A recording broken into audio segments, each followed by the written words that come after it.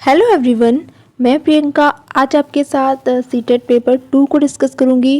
यानी कि जो 20 अगस्त को आपका सीटेट का एग्ज़ाम हुआ था उसमें एसएसटी का जो पोर्शन था उसको हम आज आपके साथ डिस्कस करेंगे। तो देखिए आंसर की को हम पूरी शुद्धता के साथ यहाँ पर डिस्कस करेंगे, क्योंकि हम जो आंसर मिलाएंगे वो मिलाएंगे आपकी एनसीईआरटी की बुक से, यानी कि डाउट का कोई सवाल ही नहीं है। तो चलिए स्टार्ट करते हैं आज का वीडियो। तो देखिए हमारा जो पहला प्रश्न है वो ज्योग्राफी से संबंधित है और यहाँ पर पूछा गया है कि समताप मंडल की जो परिस्थितियाँ हैं वो हवाई जहाज़ उड़ाने के लिए आदर्श होती हैं। तो इसका कारण चुनना है कि क्यों होती है। तो इसका आंसर जानने से पहले एक बार हम बुक में देख लेंगे। तो देखिए यहाँ पर बताया गया है कि समताप मंडल जो होता है यह परत, यानी कि समताप मंडल की जो परत है वो बादलों से और मौसम संबंधी घटनाओं से लगभग मुक्त होती है। इसके फलस्वरूप, यानी कि यही कारण है, इसी वजह से यहाँ की जो परिस्थितियाँ हैं वो हवाई जहाज़ उड़ाने के लिए आदर्श होती हैं। तो ये इसका आंसर हो गया। अब चलिए हम वापस से अपने क्वेश्चन की तरफ चलते हैं। तो देखिए यहाँ पर जो आंसर हो जाएगा वो हो जाएगा हमारा ऑप्शन नंबर 2 कि बादलों और मौसम संबंधी घटनाओं से मुक्त होना। यानी कि यहाँ पर बादल नहीं होंगे, मौसम नहीं होंगे, इसलिए यहाँ पर जो परिस्थितियाँ हैं वो हवाई जहाज़ उड़ाने के लिए आदर्श होती हैं। अगला प्रश्न है हमारा कि कौन सा यातायात का साधन अधिक दूरी में भारी और बड़े आकार वाले सामानों को ढोने के लिए सबसे सस्ता है। अब चलिए इसका आंसर देखते हैं हम बुक में से कि क्या हो सकता है। तो देखिए यहाँ पर जल मार्ग की बात की गई है कि अधिक दूरी में भारी और बड़े आकार वाले सामानों को ढोने के लिए जल मार्ग सबसे सस्ता साधन होता है। तो देखिए आप देख सकते हैं कि एनसीईआरटी की जो लैंग्वेज है तो एज़ इट इज़ बुक की लैंग्वेज को लिया गया है, एक भी वर्ड चेंज नहीं किया गया है। और आपके एग्ज़ाम को क्वालिफाई करने में जो बुक्स हैं वो कितना इम्पॉर्टेंट रोल प्ले करती हैं आप यहाँ से देख सकते हैं, क्योंकि अभी आप एग्ज़ाम देकर आए हैं और यहाँ से आप आंसर देख रहे हैं कि जो जलमार्ग ये वाला जो प्रश्न है ये बिल्कुल वैसे की वैसी लाइनें एग्ज़ाम में उठाकर दे दी गई हैं। अब चलिए आंसर देखते हैं अपने क्वेश्चन का। तो देखिए इसका जो आंसर हो जाएगा कि कौन सा साधन है सस्ता, तो ऑप्शन जो हमारा पहला है जल मार्ग। तो जल मार्ग जो होता है वो अधिक दूरी में भारी और बड़े आकार के सामानों को ढोने के लिए सबसे सस्ता होता है। अगला प्रश्न देखते हैं। अगला प्रश्न है हमारा कि अपने पर्यावरण को बचाने के लिए जिस प्रकार के संसाधनों का हमें अधिक उपयोग करना चाहिए वो कौन से होते हैं। तो देखिए संसाधन भी हमने अपनी जो वीडियोस बनाई थी वन लाइनर वाली उसमें पढ़े थे। इसके अलावा जो वायुमंडल की परतें हैं वो भी हमने पढ़ी थी। ये सारी चीज़ें हमने अपनी वीडियोस में पढ़ी थी। तो चलिए अब इसका आंसर भी हम देखते हैं बुक से ही। तो देखिए यहाँ पर डायरेक्ट तो नहीं पर इनडायरेक्ट बताया गया है कि जो नवीकरणीय संसाधन होते हैं जिनको रिन्यू किया जा सकता है वो शीघ्रता से नवीकृत अथवा पुनः पूरित हो जाते हैं। कुछ इनमें से असीमित भी है और देखिए इन पर मानवीय क्रियाओं का प्रभाव नहीं होता है, जैसे सौर ऊर्जा और पवन ऊर्जा। अब देखिए जो सौर ऊर्जा और पवन ऊर्जा होती है ये नवीकरणीय संसाधन है और इन पर मानवीय क्रियाओं का भी प्रभाव नहीं होगा। तो इनसे क्या होगा, जो प्रदूषण है वो भी नहीं होगा। तो चलिए इसका आंसर भी हम अपने क्वेश्चन में देख लेते हैं कि इसका क्या आंसर होना चाहिए। तो देखिए अपने पर्यावरण को बचाने के लिए हमें जिन संसाधनों का उपयोग करना चाहिए वो होंगे यहाँ पर नवीकरणीय संसाधन, और इससे हमारा पर्यावरण सुरक्षित रहेगा। अगला प्रश्न देखते हैं कि गल्फ स्ट्रीम गर्म महासागरीय जलधारा है। देखिए अगर आपने वो वीडियोस देखी होंगी तो आपको ये भी पता होगा कि हमने गल्फ स्ट्रीम जो गर्म जलधारा है उसके बारे में बात की थी। आपको बताया था कि ये गर्म क्यों होती है। तो इसका आंसर पहले हम एक बार बुक में देखते हैं, उसके बाद हम यहाँ पर टिक करेंगे। तो देखिए यहाँ पर बताया गया है कि महासागरीय जो धाराएं हैं वो गर्म या ठंडी हो सकती हैं, लेकिन सामान्यतः गर्म महासागरीय धाराएं, वहाँ पर हमसे गर्म महासागरीय धाराएं पूछी गई हैं प्रश्न में, ये भूमध्य रेखा के निकट उत्पन्न होती हैं और ध्रुवों की ओर प्रवाहित होती हैं। ठीक है, ये हमने उस वीडियो में भी बात की थी और देखिए यहाँ पर एज इट इज़ क्वेश्चन भी पूछा गया है। तो चलिए एक बार चेक कर लेते हैं। तो देखिए यहाँ पर बताया गया है कि जो गल्फ स्ट्रीम जलधाराएं हैं वो गर्म जलधाराएं हैं। क्यों? क्योंकि ये भूमध्य रेखा के निकट उत्पन्न होती हैं। तो हमारा इस तरीके से तीसरा जो आंसर है वो बिल्कुल सही हो जाएगा। अगला है क्वेश्चन, इसमें क्या करना है, हमें मैच करना है। तो मैच करने से पहले देखिए एक तरफ आपको क्या है, कुछ स्थितियां दी गई हैं कि किस परत में ये पाए जाएंगे, और दूसरी तरफ जो वायुमंडल की परतें हैं, जो मंडल हैं, शोभ मंडल, बहिर्मंडल, वो दिए गए हैं और हमें इनसे मिलान करना है। तो चलिए देखते हैं एक बार बुक में। तो देखिए इसमें सबसे पहले आपका शोभ मंडल, और ये सबसे क्या है, महत्वपूर्ण परत है और इसमें मौसमी घटनाएं होती हैं। समताप मंडल में हवाई जहाज उड़ेंगे और इसके अलावा इसमें ओजोन गैस की परत पाई जाएगी, और मध्य मंडल में उल्कापिंड होते हैं और बाह्य वायुमंडल में आपके आयन मंडल पाया जाता है। तो चलिए अब वहाँ पर अपना मिलान करते हैं। तो देखिए सबसे पहले आपकी है ओजोन परत, और ओजोन परत अभी हमने बात की थी कि समताप मंडल में पाई जाती है। तो ए का जो हो जाएगा वो थर्ड होगा, और यहाँ पर देखिए वैसे तो हम सभी को देखेंगे लेकिन ए का जो थर्ड है वो आपके तीसरे ऑप्शन में दिया हुआ है। और देखिए जो अब हम पहले एक बार देख लेते हैं कि रेडियो प्रेषण की जो घटनाएं हैं वो कौन सी मंडल में होती हैं, तो आपके बाह्य वायुमंडल में होती हैं। इसके अलावा मौसम संबंधी जो घटनाएं हैं वो शोभ मंडल में होती हैं। तो देखिए यहाँ पर ओजोन परत आपकी समताप मंडल में हो गई, रेडियो प्रेषण आपका बाह्य वायुमंडल में हो गया। इसके अलावा मौसम संबंधी जो घटनाएं हैं वो आपकी शोभ मंडल में हो गई, यानी कि सी का 1, बी का 4, ए का 3rd। और इसके अलावा जो पतली वायु है वो आपकी बहिर्मंडल में, यानी कि हल्की जो गैसें हैं वो यहाँ पर पाई जाती हैं। तो इस तरीके से हमारा जो तीसरा ऑप्शन है वो बिल्कुल सही हो जाएगा। यानी कि अगर आपको एक भी पता है तो आप इस तरीके के प्रश्नों को हल कर सकते हैं।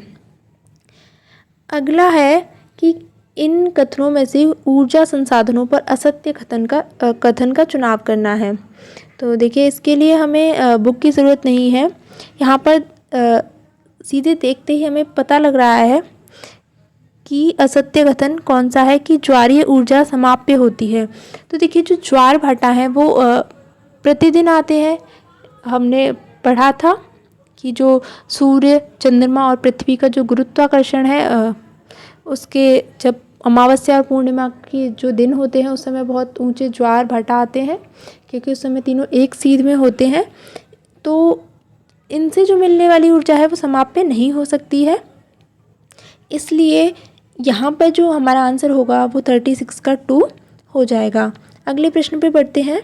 तो देखिए अगला जो प्रश्न है हमारा वो अक्षांशों से संबंधित है कि इन कथनों पर विचार करना है और कौन सा सही है। तो देखिए उत्तर ध्रुवीय विषुवत रेखा के बारे में पूछा गया है, दक्षिण ध्रुवीय वृत्त विषुवत रेखा के विषय में, कर्क रेखा और मकर रेखा। तो देखिए यहाँ पर जो है सही कथन पूछा है, यानी कि 3 कथन यहाँ पर आपके गलत हैं और 1 सही है।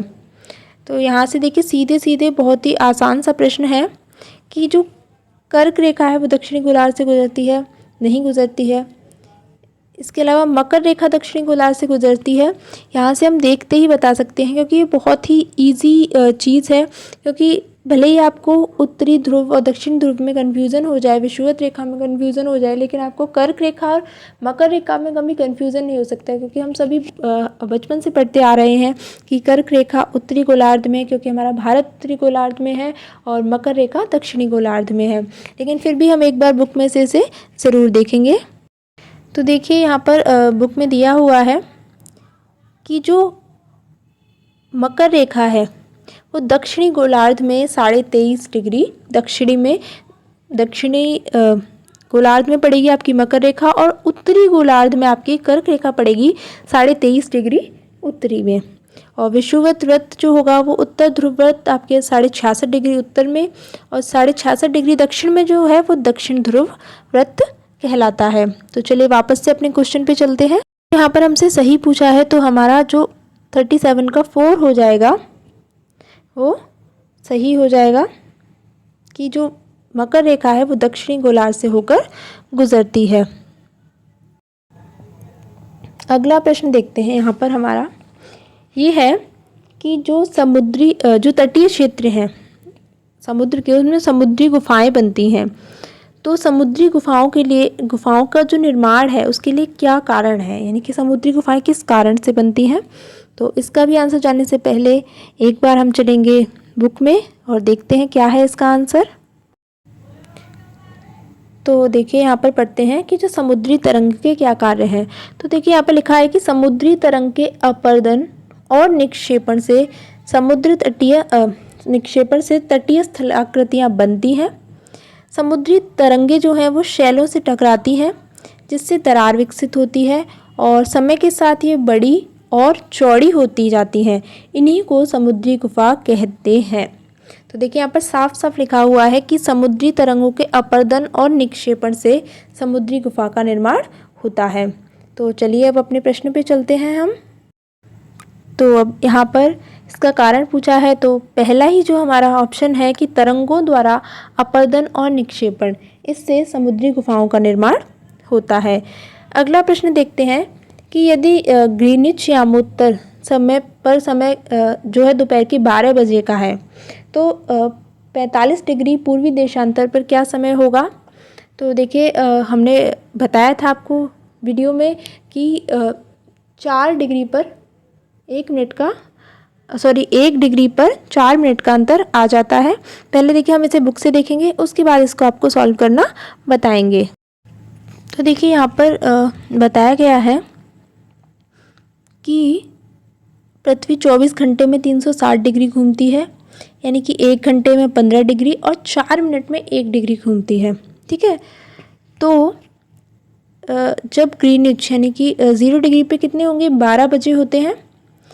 तो 15 डिग्री पूर्व में जब हम 4 का गुणा कर देंगे तो यानी कि 60 मिनट, 1 घंटा आगे होगा और दोपहर का 1 बजा होगा। लेकिन अगर हम पीछे जाएंगे पश्चिम में तो 1 घंटा समय वहाँ पीछे चलता है। ठीक है, यानी कि जब दोपहर के यहाँ 12 बजेंगे ग्रीनिच में, उस समय 180 डिग्री पर, यानी कि उसके ठीक विपरीत क्या होगा, मध्य रात्रि होगी। तो इसी से हम अपने क्वेश्चन को सॉल्व करेंगे कि 4 मिनट में पृथ्वी 1 डिग्री घूमती है, यानी कि जब 1 डिग्री अक्षांश हम आगे बढ़ते हैं तो 4 मिनट में समय का अंतर आ जाता है, यानी कि 1 घंटा। 15 डिग्री जब हम आगे बढ़ जाएंगे तो 1 घंटे का अंतर आ जाता है। तो चलिए अपने प्रश्न को हम यहीं से सॉल्व करेंगे। अब देखिए कि अगर 12 बजे है 0 पर, हमें पूर्व की तरफ जाना है तो समय आगे बढ़ेगा, और 45 डिग्री जाना है, यानी कि 15 डिग्री जाते हैं तो 1 घंटा समय बढ़ता है, 30 जाएंगे तो 2 घंटा आगे बढ़ेगा, और 45 जाएंगे तो 3 घंटा हमें समय आगे बढ़ाना पड़ेगा। तो बहुत ही सरल सा इसका तरीका है इसे निकालने का, और यहाँ पर ऑप्शन भी बहुत ही इजी दिए गए हैं कि 3 घंटे आगे बढ़ जाएगा। यहाँ दोपहर के बाद 12 बज रहे हैं और यहाँ पर दोपहर के 3 बज जाएंगे, क्योंकि 45 डिग्री हम पूर्व की तरफ जा रहे हैं, इसलिए समय आगे बढ़ेगा।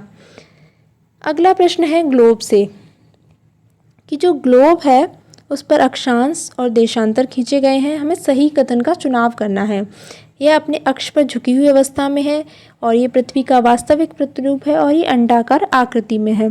तो चलिए इसको भी हम पहले बुक से सॉल्व करेंगे, उसके बाद यहाँ पर आंसर देखेंगे। तो देखिए अब हम आ गए हैं अपने बुक पे, और देखिए यहाँ पर साफ साफ लिखा हुआ है कि जो ग्लोब है वो पृथ्वी का लघु रूप में एक वास्तविक प्रतिरूप है। ये हमारी यहाँ पर लाइन लिखी हुई थी, तो यानी कि ये वाली लाइन सही हो जाती है। इसके बाद देखिए यहाँ पर लिखा हुआ है कि जो सुई है ग्लोब में वो झुकी हुई अवस्था में स्थित होती है, यानी कि अक्ष पर झुकी हुई है, एक सुई लगाई जाती है जिससे उसे घुमाया जाता है। इसके बाद देखिए ये गोल आकार में होता है। ठीक है, हालांकि ये जो हमारी पृथ्वी है वो ध्रुवों पर थोड़ी सी चपटी है और मध्य में थोड़ी सी उभरी हुई है, और ग्लोब पर अक्षांश और देशांतर तो खींचे ही जाते हैं, जो कि काल्पनिक रेखाएं हैं। ऐसी पृथ्वी पर कोई वास्तविक रेखाएं नहीं हैं, ये सिर्फ खींची गई हैं। तो अब चलिए अपने प्रश्न पे चलते हैं। अब देखिए यहाँ से हमें सही कथन चुनने हैं। तो अक्षांश और देशांतर खींचे गए हैं, ये बात सही है। अपने अक्ष पर जो ग्लोब है वो झुकी हुई अवस्था में है, ये बात भी बिल्कुल सही है। और ये पृथ्वी का वास्तविक प्रतिरूप है, ये बात भी बिल्कुल सही है। लेकिन ये अंडाकार आकृति में होता है, ये बात यहाँ पर सही नहीं है। तो इस तरीके से हमारा ए, बी और सी यानी कि ऑप्शन जो तीसरा है वो बिल्कुल सही हो जाएगा। आगे बढ़ते हैं। अगला प्रश्न है हमारा कि स्थान परिवर्तन से जो प्राकृतिक वनस्पति है उसमें भी परिवर्तन होता है और जो सदाबहार वृक्ष हैं वो भूमध्यवर्ती प्रदेश के समीप ही क्यों उगते हैं। इसका हमें आंसर है जो वो बताना है कारण के रूप में, यानी कि जो सदाबहार वृक्ष हैं वो भूमध्यवर्ती प्रदेशों में ही क्यों पाए जाते हैं। तो चलिए देखते हैं इसका आंसर क्या है। अब देखिए यहाँ पर उष्णकटिबंधीय सदाबहार वनों की बात की गई है कि इनको वर्षा वन भी कहते हैं और ये जो वन है वो भूमध्य रेखा के पास पाए जाते हैं। क्यों? यहाँ से हमारा आंसर स्टार्ट होता है कि ये जो क्षेत्र होंगे ये क्या गर्म होते हैं और पूरे वर्ष यहाँ वर्षा भी अधिक होती है, यानी कि गर्मी भी खूब पड़ती है, वर्षा भी खूब पड़ती है और यहाँ का कभी भी मौसम शुष्क नहीं होता है। इसलिए यहाँ के जो पेड़ हैं वो हमेशा हरे भरे रहते हैं और इसीलिए इनका नाम सदाबहार वन भी पड़ा है। अब चलिए अपने प्रश्न पर दोबारा से चलते हैं। तो भूमध्यवर्ती प्रदेशों के समीप क्यों होंगे? क्योंकि यहाँ पर जो तापमान होगा वो उच्च होगा। तो उच्च तापमान हमारा ऑप्शन 2 में भी है और 4 में भी है, लेकिन यहाँ पर वर्षा भी खूब होगी। तो हमारा सिर्फ एक ही में ऑप्शन है, ऑप्शन 4। यहाँ पर भारी वर्षा होती है और ऊंचा तापमान होता है। ठीक है, अब आगे बढ़ते हैं। अगला प्रश्न है हमारा 42 कि ग्लोब को 2 बराबर भागों में बांटने के लिए खींची गई जो काल्पनिक रेखा है उसे क्या कहते हैं। तो वैसे तो इसका आंसर बहुत ही इजी है और हम सभी को ऑलमोस्ट पता ही होगा, फिर भी हम एक बार इसका बुक में आंसर देख लेते हैं। तो देखिए यहाँ पर लिखा हुआ है कि एक अन्य काल्पनिक रेखा ग्लोब को 2 बराबर भागों में बांटती है और इसे विषुवत वृत्त कहते हैं। तो चलिए अपना आंसर वहाँ पर हम टिक करते हैं। तो देखिए जो हमारा विषुवत रेखा है वो वाला आंसर हमारा ऑप्शन 1 में है कि ग्लोब को 2 बराबर भागों में बांटने के लिए खींची गई काल्पनिक रेखा को विषुवत रेखा कहा जाता है।